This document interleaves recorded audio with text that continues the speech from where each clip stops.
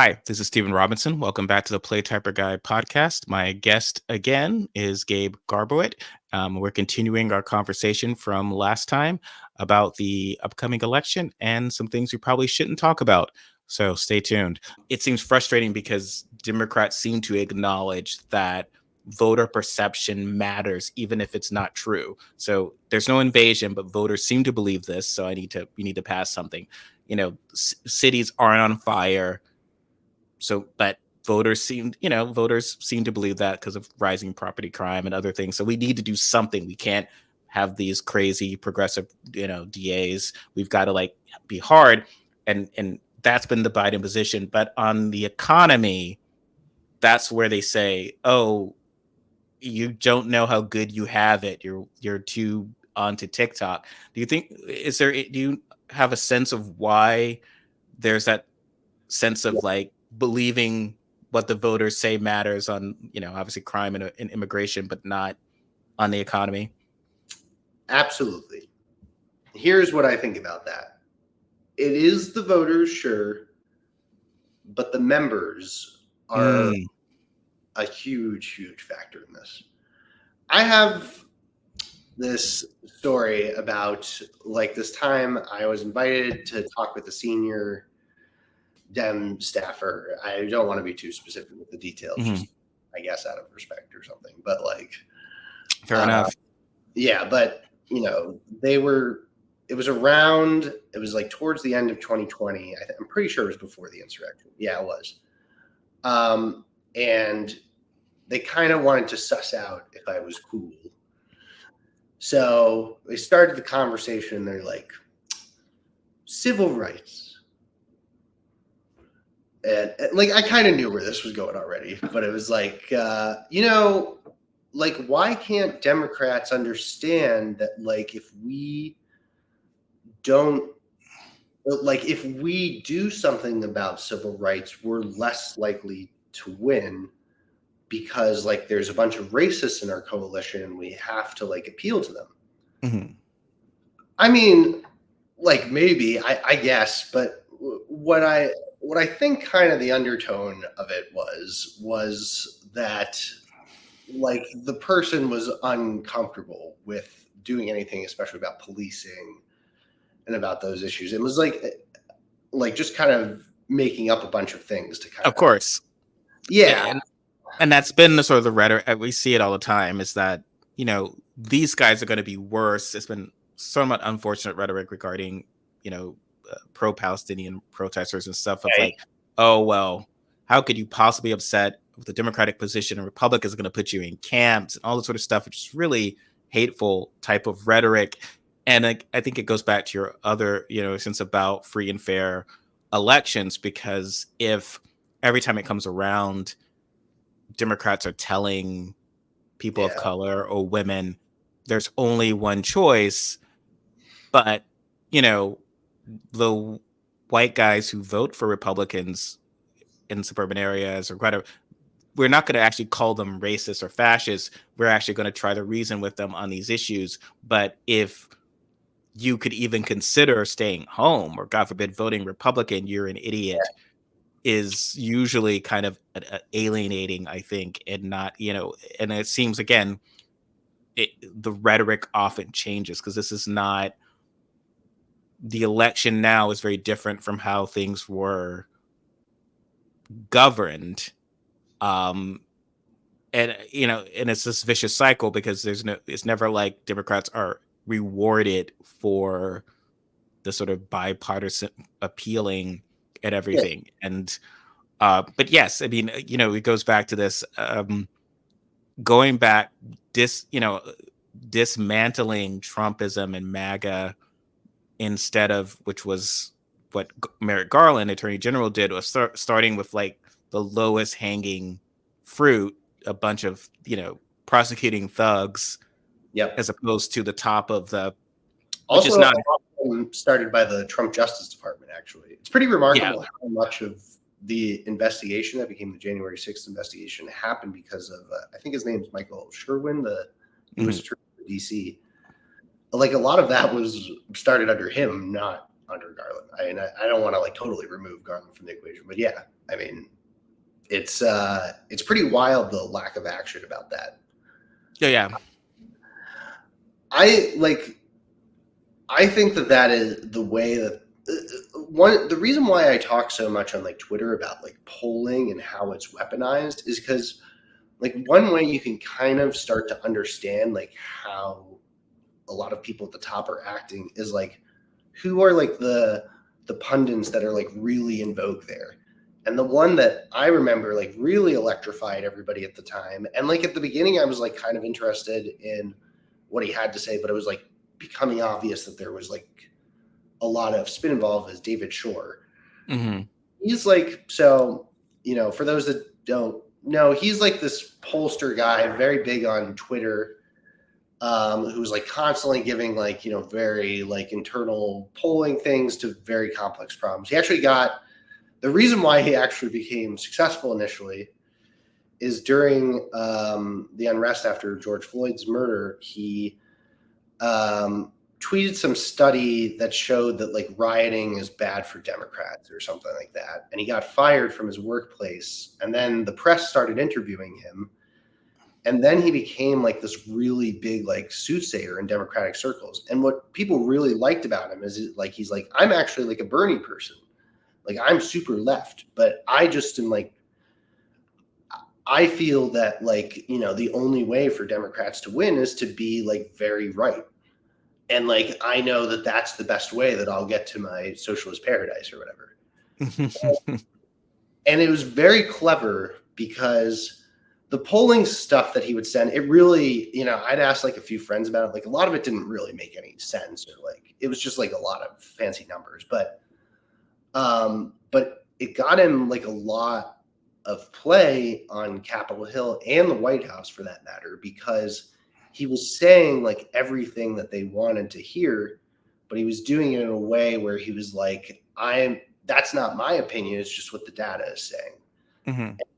And like, it's really important to follow what like the advisors, what their kind of backgrounds like and how they talk about things, not in terms of like how they reach their conclusions, but just kind of what they say is the correct way to do things. Because it very frequently intersects pretty directly with like the biases of like very old members of Congress or say president. Yeah, and I guess before we wind things up, regarding the election, again, how free and fair it is that we're all worried about whether Republicans, if Mike Johnson is speaker, Yeah, and God knows who Rick Scott is Senate Majority Leader on January 6th, like Biden's win will not be certified. Everyone seems to get that and sort of accept that, which is dangerous, right? Like it doesn't matter, but it is a sort of like if Republicans are running things, they're pretty much setting up on various fronts. Oh, well, we're throwing it out because you interfered with the election by having Trump convicted or you whatever, all these sort of arguments. Do you believe that's where we are? For the record, I'm not sure that everybody actually does internalize that. I mean, Wow. it's hard for me to really like get like the perspective of like everybody on Capitol Hill or something like that. But I was just in DC a few weeks ago, had a bunch of conversations with staffers. It was partially just kind of get the vibes of what's going on, and also catch up with old friends and stuff. But like for instance, the amount that is understood about Mike Johnson is like shockingly small by a lot of people who really should know better about that. Like, one thing that I found very interesting about the Alito scandal. So there was the insurrection flag, the upside down flag that he had, and there was that second flag, the appeal to heaven flag, which was classified as like an insurrection flag. What people still haven't really put together is Mike Johnson had that flag outside of his house office door since he became speaker. It was like, I think the first time I saw reported on it was like a week into November. He became speaker in late October. I am not sure that like everybody who are like in these positions to like stop these sort of things are fully aware of that stuff. Well, he's which certainly more presentable than Marjorie Taylor Greene. So the idea is that somehow which is kind of it's a classist thing, right? So he is not crazy like her, even though there are many ways in which he is as dangerous, if not more. But that is concerning. He's sort of this. There's no reason to sort of trust him. There's no absolutely reason to trust. Saving him was a terrible mistake. I felt that Democrats made. I understand the idea of not wanting to quote unquote punish him for um, giving Ukraine aid, but when procrastinating it for 7 months. Yeah, yeah, yeah, it's like, well, all yeah. right, but I think there's no need to protect him. And I think you had said this. It's like, okay, well, we'll save you, but you're not going to like trash democracy. You're not going to, Yeah, be a hype man for Trump at his like essentially normal stuff. You're not going to use your office to travel to New York and spread lies and help the former president get around the gag order and harass the jury and basic stuff. It seems like a very small ask for keeping his job, but that didn't happen. So I it did mean, not. I guess if by I've some folks have said that if Biden were most scenarios that if Biden wins because of how narrow the House majority is, it's unlikely that he could win without winning the House, without Hakeem Jeffries also being Speaker. Um, and so that encourages me because I seem to agree with that. But again, I'm not encouraged long term because that shouldn't be. We should January 6th should go back to being a day that no one actually thought about. And so now we've got the scenario of where the last 2 months of the year after an election, it's like, oh well, what's going to happen? And that's scary. But that's again the Trump scenario. It's just going back to what I was saying earlier about how like a lot of folks aren't aware. I mean, so that's like kind of the reason why I actually like went back on Twitter to like start like shouting a few things is because I think a lot of people who are close observers of like what's happening in Washington outside of it are not aware of the how big of a bubble, the information bubble, a lot of folks are in, which Mhm. is very, very unnerving and has been since I started as a staffer. I mean, one of the first things I tried to do, just with my office and then later, with the rest of the caucus was try to get comm staffers to start watching Fox News. Like a very basic thing. Like Fox News is not the way to understand the entire right wing media ecosystem. A lot of stuff that comes to Fox News is already laundered through a lot of like really crazy, bizarre places. But the reaction was mostly like, what? Why would I do such a thing? And there is this perception of a lot of these Republican lawmakers exclusively either what they talk about with Dems behind closed doors and what is reported in like the very typical New York Times, Politico, Washington Post stuff. That really, really sanitizes a lot of the threat. And it's why like a lot of people constantly complain about coverage from those mainstream media outlets.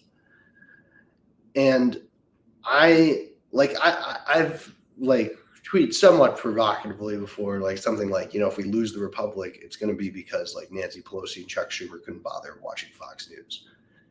And I think they're like, while a little bit of an exaggeration, of course, like there's a lot of truth to that. There's like a Mhm. complete failure to understand, like, first off, that the person that they might know well in closed doors, like that person who's speaking on national television and saying like extremely disturbing things, that's the same person. And in Mhm. fact, you might why should we assume that the person behind closed doors is somehow like the more correct person? Why can't it be like what I'm sure Mike Johnson is doing is like mostly pulling these people's legs and like acting very reasonable behind closed doors when he goes on like Fox News and you routinely know like exactly Yeah. what he's getting at. Um, Marjorie Taylor Greene is Fox News, Newsmax, and what she is on the Hill, and she probably yeah, has, and I think that's Democrats are responding to her that way because she's that's right. all those things, and it's such a good point because watching Fox News is important of like what gets sanitized, the perception of like, okay, well, everyone gets that Trump is a felon, everyone gets these screwed up COVID, everyone gets these dangers. What do I need to hammer these things? But they're not getting what's being sanitized to people.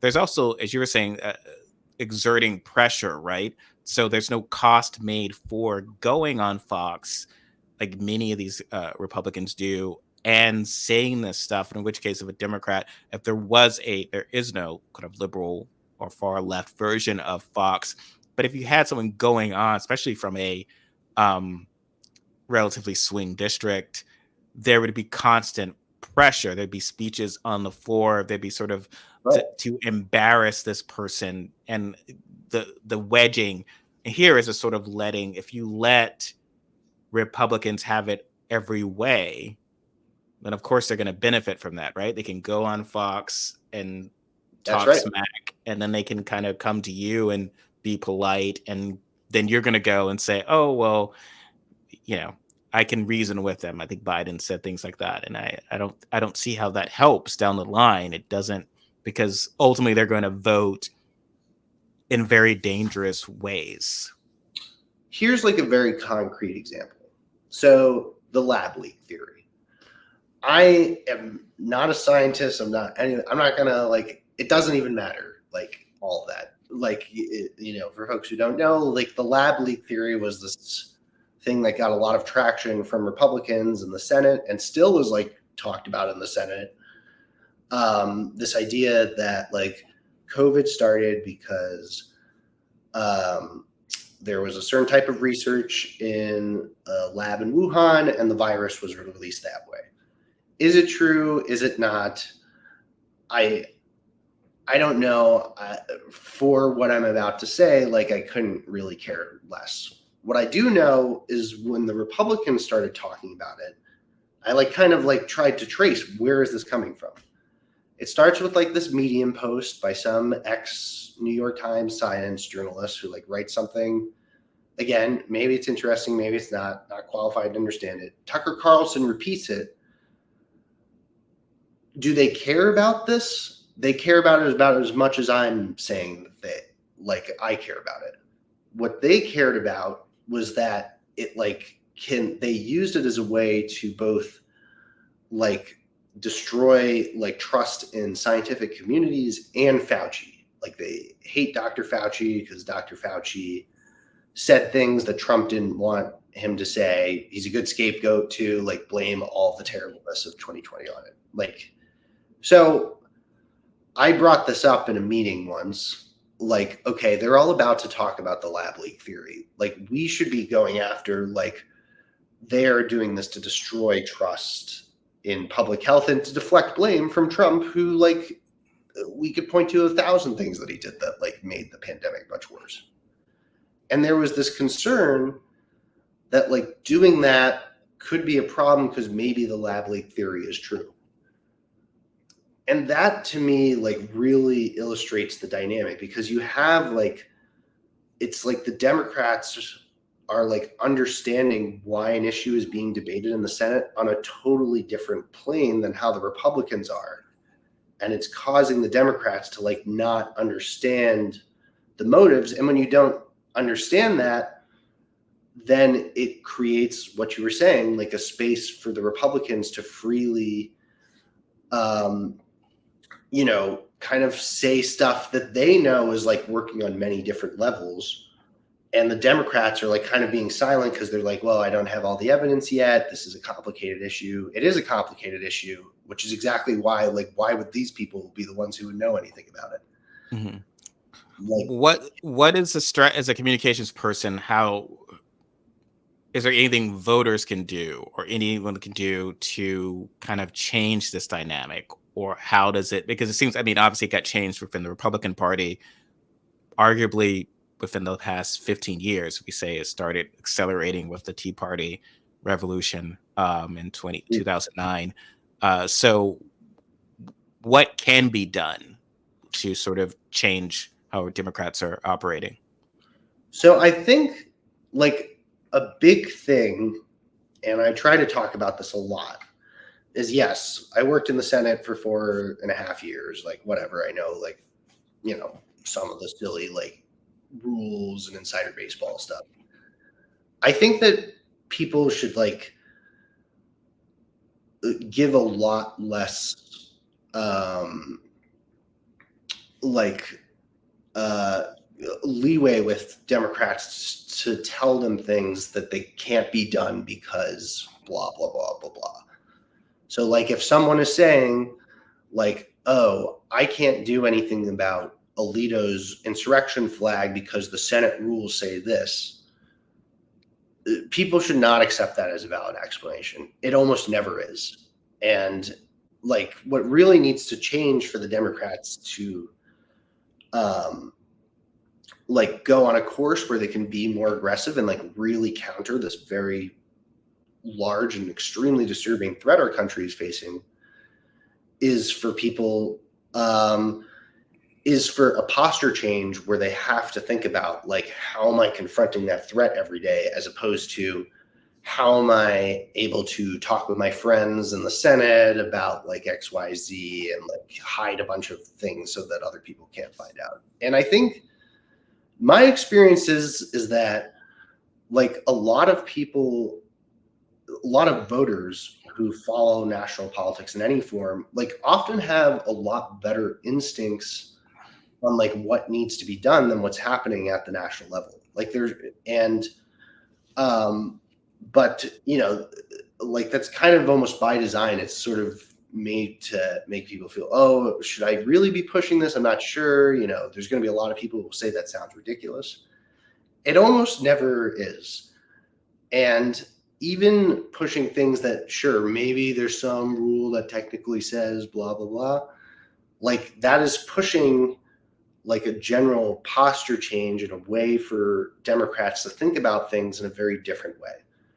And I really am like, I am like not someone who is like, this is the fault of Democratic voters. I really don't believe that much at all, for the record. Like, Yeah, voters only know what you're telling them. Again, from the communication standpoint, and yeah, it's a very different game. But my experience in theater, you can yeah, complain about no one seeing my shows, and it's the audience that's wrong. It's like, well, no, you've got to change how you're operating. Um, again, I guess finally, the final question about with Biden's age, that's obviously an issue. People might not want it to be. I do not think he's doing a bad job per se because of his age. I have issues that are unrelated to his age, but it seems that the problem is that sort of there's members of the Biden coalition, the 2020 coalition, that's probably not crazy about Kamala Harris. That's not necessarily related. There are probably racists and sexists out there, but also they're very different politicians. Kamala is openly more liberal. The Vice President Harris is openly more liberal than Biden. that's right. She's from California. He's Scranton Joe. I mean, there are many things. I mean, she's not Amy Klobuchar, right? And it's not necessarily that Amy Klobuchar is a white woman. She's white. Yes, I get that. And that'll play into it. But she's also from Minnesota. She's not from California. And that's a real issue. And then when you talk about, well, Trump is senile and Trump has got one foot in the grave just as much as Biden, that is actually a problem because if he puts a halfway normal presenting vice president, then if you're a center right person, you'd be like, okay, fine. Well, he'll die and it'll be Tim Scott. Okay, Yeah. I'm done. So that just seems to me the sort of. Do you agree that seems sort of the age problem, that proxy battle between what happens if one of them dies? Yeah, there's like a lot going on there. And I actually, I like, because I just wish it was happened more in like the puppetry. I like admitting when I'm wrong about things. Mm-hmm. If I can, like, sometimes like ego and stuff gets in the way. But like, one thing I was wrong about before the State of the Union address, in the way I was talking about, is like, I was concerned that Biden was in a really severe state of decline. So much so that I really did like think that like the State of the Union, which was not great, but not because of that stuff. It was just there were a lot of things going on with the State of the Union. So the extent of his age and stuff, I don't know. And then in terms of like, okay, well, what about Kamala instead, right? It is true. I do not like honestly know what will happen if, like, let's say Biden steps down tomorrow and Kamala picks up. But I do think that it is like relevant that like 85% of Americans think he's too old to serve a second term. I mean, that's like, we can dismiss polling all we want. That's a pretty like, you can't get like a more universal opinion than that. And, I'm also been forgetting about like his actual like cognitive state, which could be fine, could not be fine. After talking to a neurologist about it and talking to some people who told me some stories and watching C-SPAN, like, what do I know?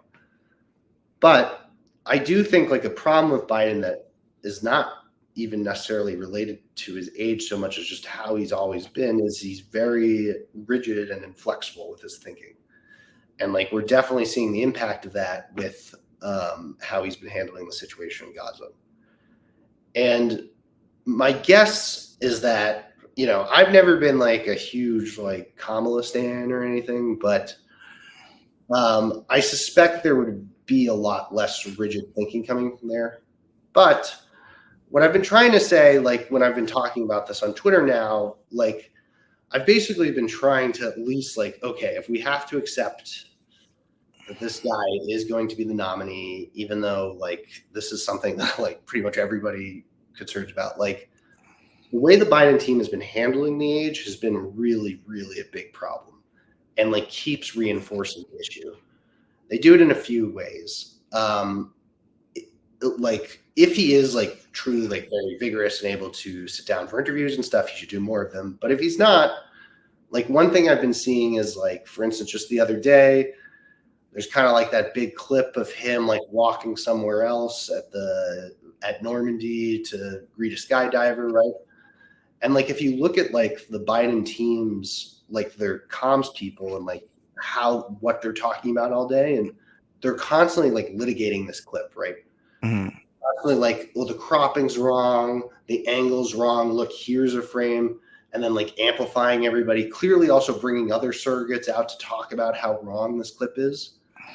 And forgetting they could very well be correct. I didn't bother like because I'm not going to put like my tinfoil hat on and like go through and figure out what if this. Let's say it's true. It doesn't matter. All that is happening is like people are just repeatedly seeing like clip being litigated by the White House about like yeah, and like wouldn't you just show him? Wouldn't it be better to just show him doing something energetic and vigorous as a separate event and run that instead of litigating? Yeah, like because that stuff, it's like that's so in the week. Like I follow this stuff like all the time, and I'm like not even aware of like all the various dynamics about that. Like big picture, if they want to minimize the issue, and there's a limit to how much they can do because these are really. That's pretty entrenched, 85%. And I don't think that that's something that's going to change because he's really given no indication that he'll do something so shocking that like everybody's like, wow, he's like a spring chicken.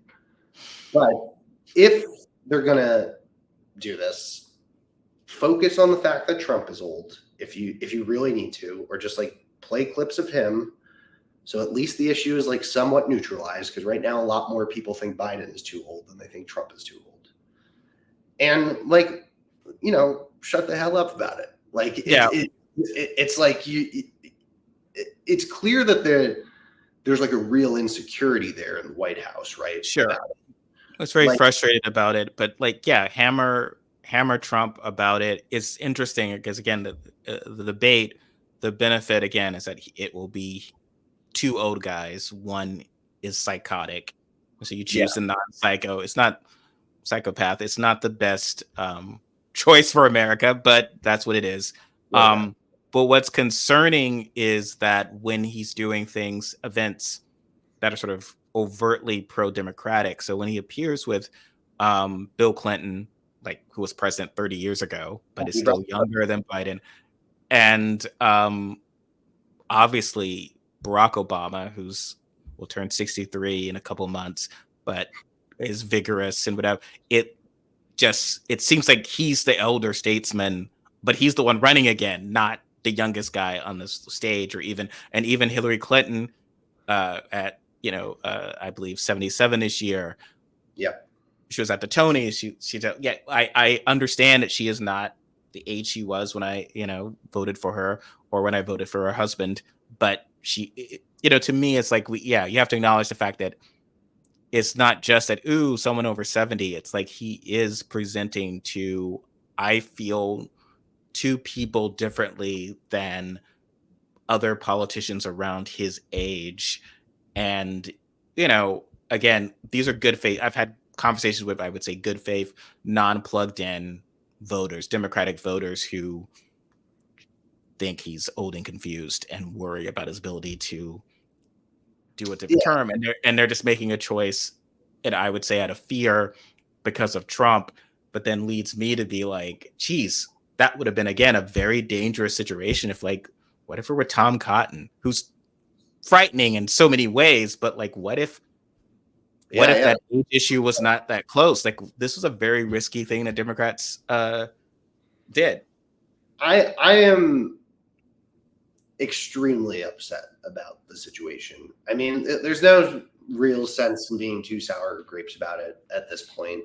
I do think that, like, part of the reason why I talk about, hey, maybe it wouldn't be so bad to put Harris at the top of the ticket is just like there's just so many huge risks that are clearly attached to it, and I'd feel better about it if they if Democrats acknowledged it Mm-hmm.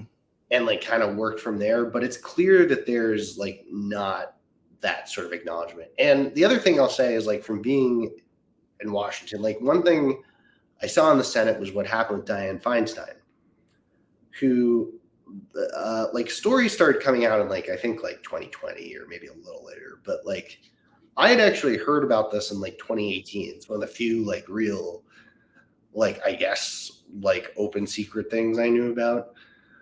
I mean, it was obvious, right? You'd even just see her walking around, you could see she's really, really old Mm-hmm. and needed a lot of assistance. And the way that DC handled it is they basically covered it up for a very long time. And that is what I'm a little concerned about with him. And part of Absolutely.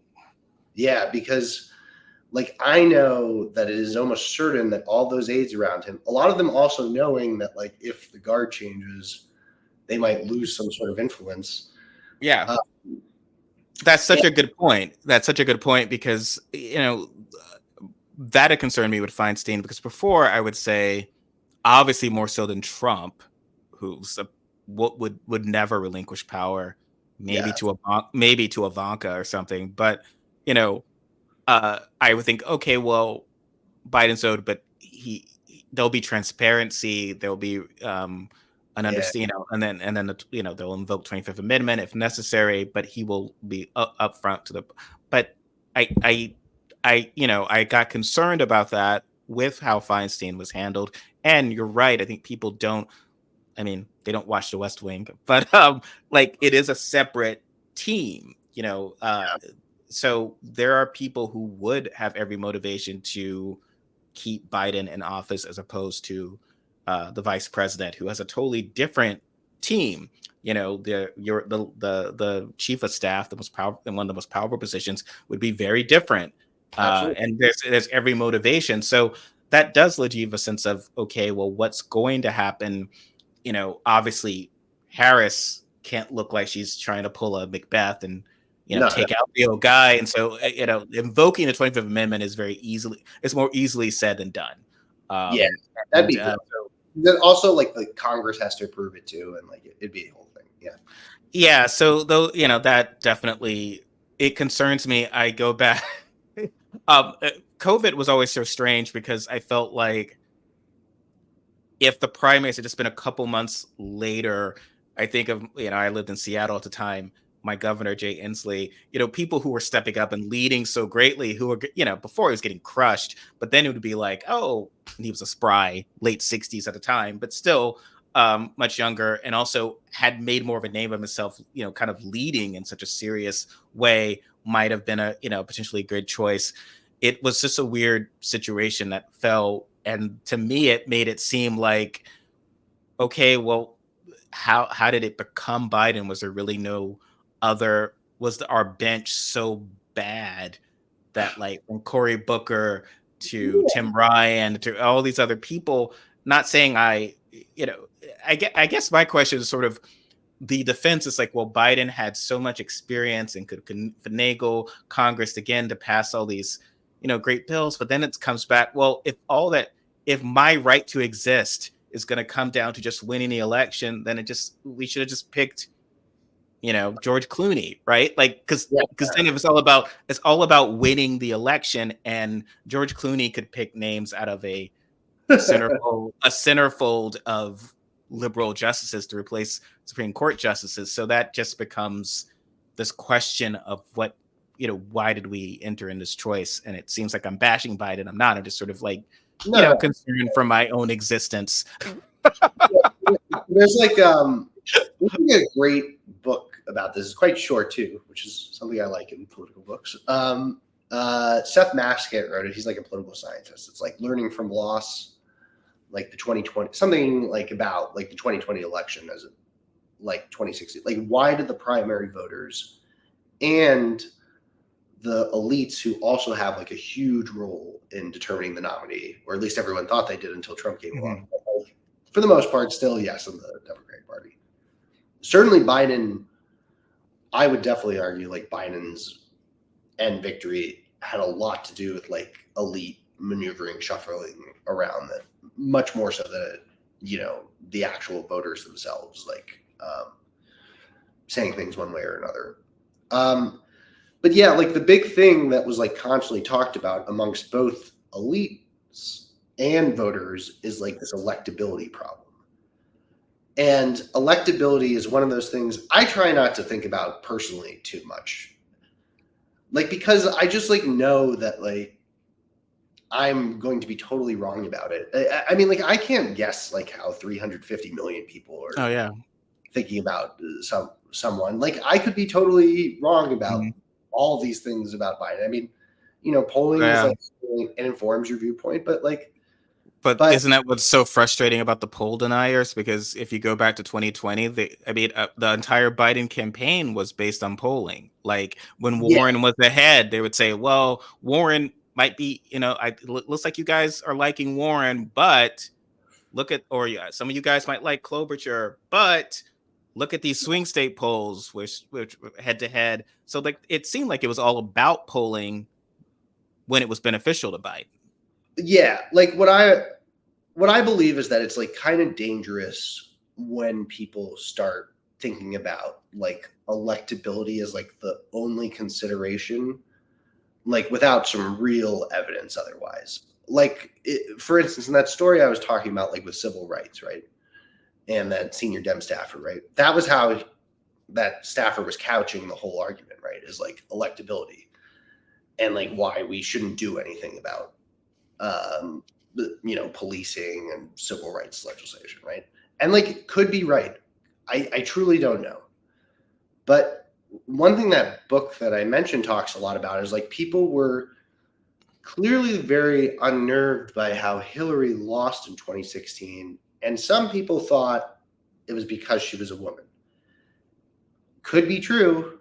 I don't really know. There's lots of popular women in swing states. But I definitely think Biden kind of promising like status quo style Dem politics that a lot of Dem power players were very used to, coupled with the fact that he was like sort of the non-controversial pick, because yes, definitely the white guy thing, but also like the fact he was vice president. That's a pretty normal layup.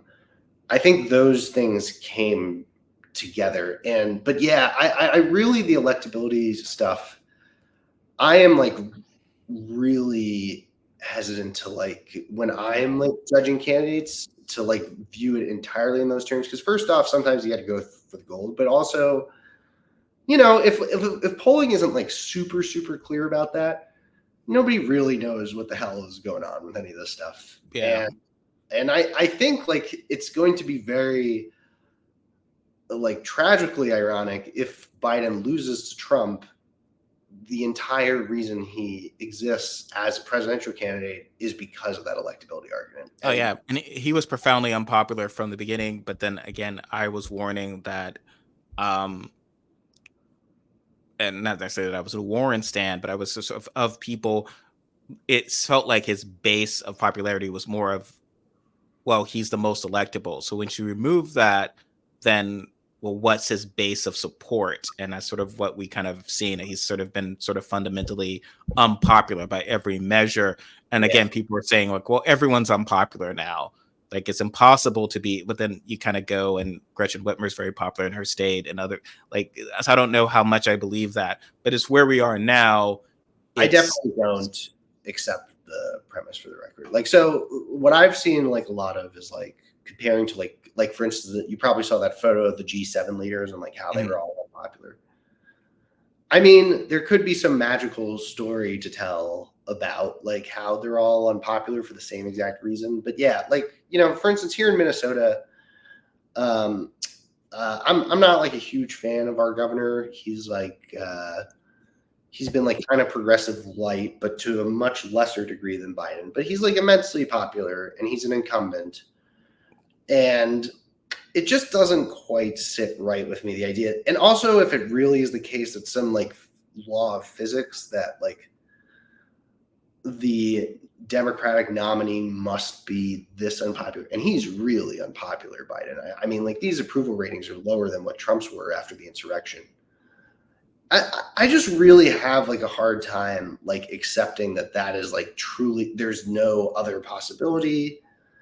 It's like it has to be that like Biden must be that unpopular. Like I actually was arguing with someone about this who's very smart with like political science stuff, and like when I was suggesting like other nominees, they're like, well, the ceiling is like what Biden currently is getting.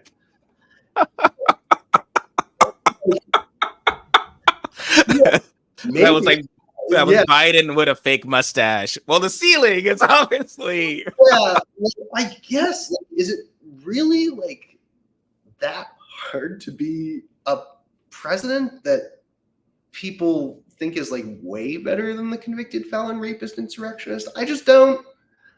I'm just not really seeing that, and No.